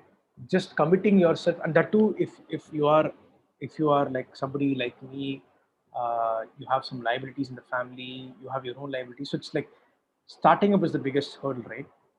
Because you have the biggest doubt, like they say, right? They equate entrepreneurship to jumping without a parachute, right? And learning to fly before you hit the hit the floor, right? So how do you are a human, you're not built to fly, right? But you have to learn to fly before you hit the floor, right? So, and if you have to jump, right? So jumping part is the toughest part, right? Because and um, uh, and a lot of my Calcutta friends, right? And I have quite a few because I studied in Varanasi. I had a lot of, so my Calcutta friends. And is it true that people in Calcutta are good at mathematics? Is that true? Are Bengalis good better than average Indians in mathematics. Is that true or not? So I live in Calcutta. My maths is not that well, so I won't be able to comment on that. But yes, I have a lot of friends in my college, in my batch, who are great mathematicians who like can go about it quite well. So Bengal here, is known for sports, football, and maths, I yeah. suppose. So yeah, I mean, when you have Shakuntala Devi coming from this part of India, you can kind of imagine, right? So the human computer. So my point is like, if you're good in maths, forget about maths for some time when you start up, because statistics are against. I mean, statistics will prove you that you are making the dumbest decision to become an entrepreneur, because if you have 99% chances to fail and 1% chance to succeed, right? Why would any statistician start a company, right? It's like, and I know it's like I'm forgetting the actor, right? Anyway, so it's like our Indian hero saying, "Hey, you shoot at me, I'll catch the bullet," right? So it's like getting fired and you're thinking that you'll catch the bullet before it hits you, right? So so yeah, so forget the mathematics part before you become entrepreneur, because yeah, obviously statistics is stacked against you from. So my point is like starting up. Sorry, I digressed. But coming back to the question, starting up was deciding to begin was the by far the toughest thing, because mentally I had to do a lot of mathematics and say, hey, do I have enough bank balance? What is this worst case scenario? What if this happens? Can I still want to maintain some standard of living, right? And so on and so forth. So that is I'm convincing myself was tougher than convincing my spouse. If you ask me, as my spouse now, she'll say, I'm still, hey, who told you I was convinced? Right? So you just didn't listen to me, you just started, right? But the point is like, that conviction, getting that is probably the toughest. So having said that, if you've already done that, you've already crossed the toughest decision that you've made, which means that anything else is going to be, in relative terms, less tougher for you to do that, right? The second thing I would say is like, the external challenges, right? So everything will, like Murphy's law, everything can possibly go wrong, right? The moment you start, right? You will think that this person is a co-founder, but the person will bail off. I had that problem, right? So in GoFloaters, I had one co-founder. Equally, I knew that person really well. We have also worked together in the past, right? But again, nothing wrong to her, but her family situation did not just allow her to continue further, right? So she had to kind of leave, right? So things will, the whole equation would change for you. I mean, every day morning, you will kind of, hey, today, like, so I thought all the problems were done with yesterday, right? But then today will throw you more problems, right? But so kind of, so that's, I would say, like, I mean, you will kind of continue to face those challenges, right? But if you're committed to the problem, committed to the fact that you are the best person in the world who could potentially even attempt at solving this problem wholeheartedly, I think you will figure out ways to come out of that. And funding and not having money is probably, I would say, like the least. Again, not for everybody, not for every startup. Right? Startups need a lot of, some kind of ideas need a capital investment, right? You can't do something without. I mean, if in the hardware space, or you're doing, so even there, right? There are ways to do a cheaper without having to look for external funding sources. So my only wish is like, if 100 of you start a startup, none of you close because you didn't have money to continue. That's my wish for you. Yeah. So we also have a number of startups. If anyone wanted to interact with sir, or wanted to add a point or wanted to ask something, you can just raise your hands. We recognize you. You can ask them. Meanwhile, we can move on to the next audience question. Uh, Vishnu, you have one, yeah. Okay, so there was another question where one of them stated that there is a common belief that you learn more about PR, marketing, and sales, etc., from the journey of entrepreneurship than from MBA. So they want to know whether it is true or whether you should go for an MBA. I don't know. I don't know how many of you are MBAs and how many of you are applying for MBAs. I'm sorry, MBA. I wouldn't. unless you are my enemy, I wouldn't recommend you to take an MBA. I don't know if that, I think that answers my my view on taking MBA. Again, nothing wrong. If you've already taken, don't tear off your degree certificates. But all I'm saying is that again, what's your goal, right? If your goal is to join a big consulting company, an EY, Deloitte, and be there, then that world believes in MBAs, right? That world, you're an outsider if you don't have an MBA, right? So if your dream if you want to become an entrepreneur, and if you think that the ticket to getting into an entrepreneurship is MBA, I think that 2 years and 20 lakhs can be saved. So one more question we had from a college student. So there are a number of people who complete the ideation stage, have their product prototype ready, but aren't able to launch themselves in the market. As you said, you have difficulties in presenting your product and idea to someone. Right. You said we can sell it anywhere to anyone, but we also have reservations in our mind regarding whether our idea can be copied by someone else, and someone else can start a venture on it who has access to funds. So on these lines, how do you keep your product safe, as well as what financial advice would you like to give such a person who has completed its ideation stage? Cool. Okay, I got the question, right? So first and foremost, yeah. So the mental blocks are probably the first thing that you have to get over, right? So you see, sometimes we are, frankly speaking, we may be ashamed of what we built. Hey, this doesn't look pretty, right? If it's a hardware prototype, hey, I have to press this button like 5 times for it to start working, right? Sometimes you want a demo to somebody, it doesn't work, right? So, I mean, just look at all the science expos that you would have been a part of the school, right? You want the judges there, you want to show them that this solar thing works, right? But that time it will not work, right? So those things happen, right? But my point is like, don't be that, right? So you have to first feel what you've built. So it's okay, like I said, right? As long as you're confident that it solves problem for somebody and it has some value to somebody, I think you should start selling that, right? You should start how do you say, right? Taking their idea, talking to people, and like I said, ideas are dime a dozen, right? So you think that just because you kept the ideas secret, that nobody else can do this, right? I mean, what makes you the Newton's? For you to have that brain that nobody else has, right? So, anybody can come up with an idea, right? So the idea is like, and like I said, right? Your understanding of the problem, your commitment to solving the problem, and your passion is what is going to make you succeed, right? Not somebody knowing your idea, right? So anyway, somebody can. Do you think that do you think Swiggy as an idea is there a secret in Swiggy's idea or Zomato's idea or Paytm's idea? I mean, what stops you and me from building another Swiggy today? We can easily build a Swiggy, right? What is there, right? But why do you see not many people able to build it? Because those guys built it and they put in their heart and soul and toil through it to kind of build where they are, right?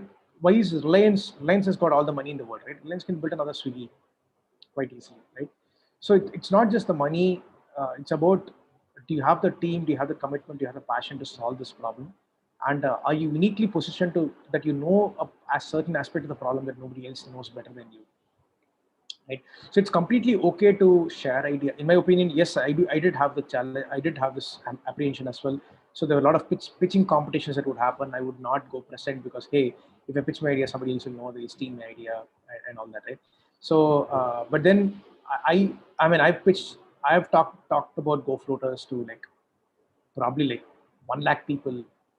Nobody else is doing GoFloaters, right? So very few people are doing it, right? So it's okay, right? It's so sometimes, and in fact, if it's okay, sometimes in fact it's okay to have competition, because like if you are the person who's selling snow in Arctic and then nobody else is there, something's wrong with you. You're doing the wrong thing, right? If it's only competition, if only Byju's has a competition, Byju know that, hey, they're going in the right direction, right? If Zomato was not there, Swiggy wouldn't know that they're doing the right thing or not. So the competition kind of keeps you straight in that way, right? So it's okay to share the ideas. These ideas are like worth nothing much, right? So it's how you make it work, how you've understood the problem statement, how you understood your customer base. What is it unique thing that you know that somebody else does not know, right? The experience of you building what you've built. I've told you all the mistakes that I've made, right? But it can't help you to build another startup that I've built, right? So because so those things don't work, right? So please do start. So when I say sell, right, again, I mean, ideal attempt is to get money from people not to buy what you're selling. But if that's not, so not every startup can be that, right? If you have a prototype, you can't sell the prototype, right? It has to be, I mean, if you're building a hardware device, it has to be certified, blah, blah, blah. It has to be, it has to, if you're selling food, then it has to be FSSA certified, whatever, right? If you're an agri-tech startup, then it has to be certified again. So there are a lot of things that you can't sell something, right? But sell the idea of the solution, right? Sell the magnitude of the problem that you are trying to solve, right? Are more people saying, hey, yes, hey, this should be solved, right? And I feel what you're doing is probably a good attempt at solving this problem, right? So try to see the next best thing, right? So the best thing is to sell and make money, right? What's the next best thing, right? Do they agree to, if they can they give it to you in writing and say, I will buy this the day you have a commercial version of this? Can they write it and give it to you, right? That's the next best thing, right? They call it letter of intent, right? The next best thing is, are they at least willing to verbally tell you, hey, what you're doing is awesome, show it to me on the day it's ready, I will buy this, right? I mean, given if it's at this price point, given it's this and that, blah, blah, blah. And yeah, keep going down that thing, right? So depending on your startup, try to sell whatever makes sense depending on where you are. And yeah, I would say, like, don't be afraid about sharing your idea with others. In fact, I would say, like, you will get a lot of feedback, a lot of things, and things could multiply, right? So things could easily, you can understand, you might be looking at a problem in a particular way, right? Whereas you might get a completely different perspective from somebody else when you share your idea with them.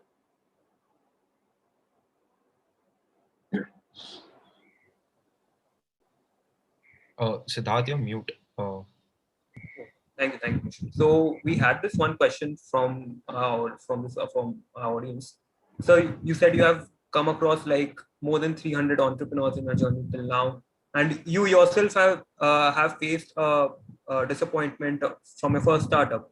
So, what is the biggest and the most important trait that you have found in successful startup founders, and what is the one thing that you realized like after your first failure that yes, you have to keep going? So what was that one thing that always kept you going, and what is that common trait that you have found with successful startup founders as well? I think I think my first slide or first or second thing told it all, right? So the moment you're married to the problem, right? So all the founders who've been married to the problem and they wanted to somehow get the problem solved for, right, are the ones that have stuck to the guns for the longest, right? People who have been temporarily fascinated by a trend or by a type of a startup that's raising money, or they see, hey, I can easily copy this idea, and you will see a lot of people who again, nothing wrong to them, but you want to build the next Paytm, you want to build the next X, right? Something that's already out there, right? So unless until you kind of, from that, right, from that inspiration that you have, right, and it's okay to get inspired, right? It's okay to get inspired by a Zomato or a Swiggy or by anybody else, right?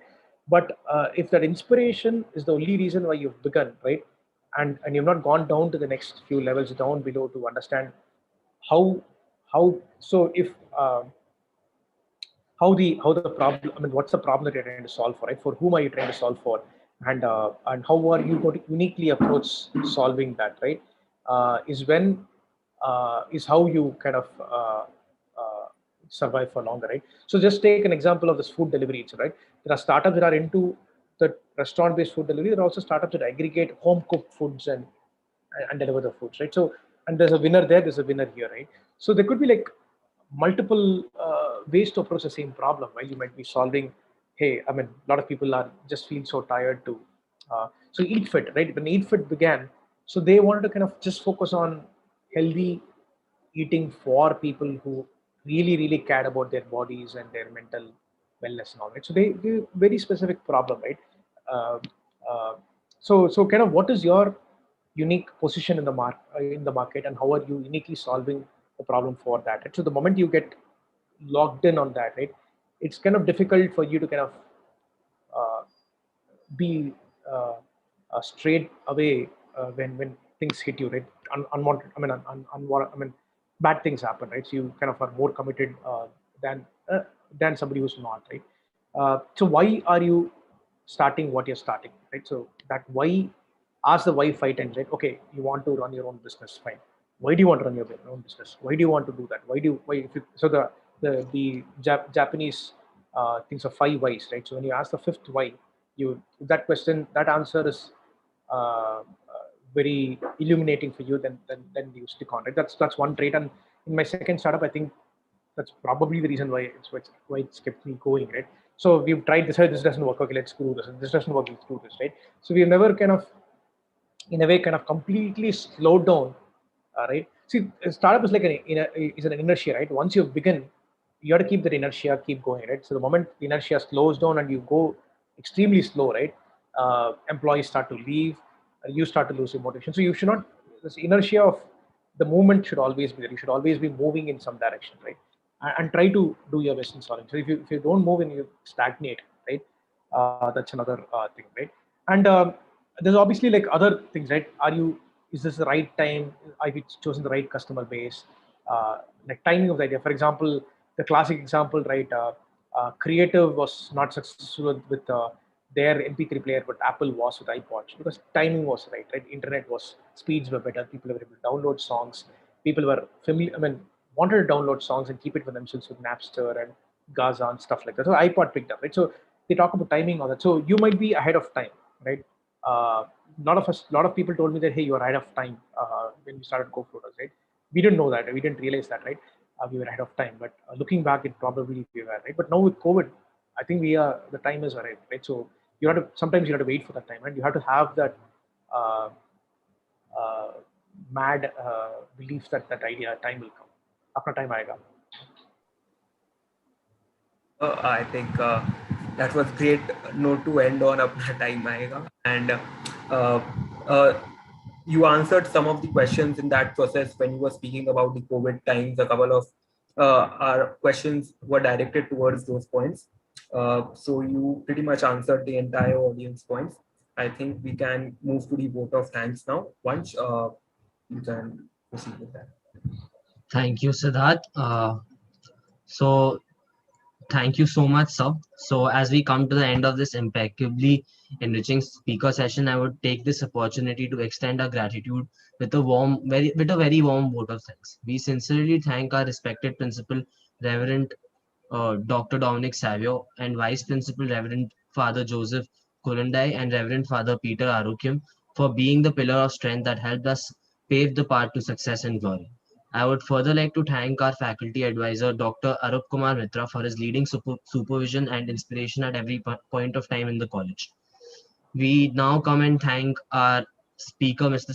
Shyam Sundar Nagarajan, for giving us his time and enlightening us in our event with so many insightful ways of sharing his experiences and knowledge. Now, along with this, we thank all our attendees for the patience and obedience throughout the speaker sessions and for those amazing questions on which Mr. Sham enlightened us. Lastly, I would like to take this opportunity to deliver a hearty thanks to the perfect logistic support, the timely implementation and guidance provided by the members of the Entrepreneurship Development Cell. Next, I would like to just put a reminder forward that we have a masterclass workshop session by the CEO of Paytm Money, Mr. Varun Sridhar, which shall commence at 6 p.m. So it is requested for all to be there. For all the people on YouTube live, y'all can, a link will be shared to y'all. If y'all want to attend, y'all can join that link and be there. And for the participating startups, please make sure that y'all are present over there because it's a session exclusively for y'all. So with that, we come to the end of this session. Thank you, everyone. And with that, we can come to the end. Okay. So So we can end this meeting now. Naman, you can end the meeting now.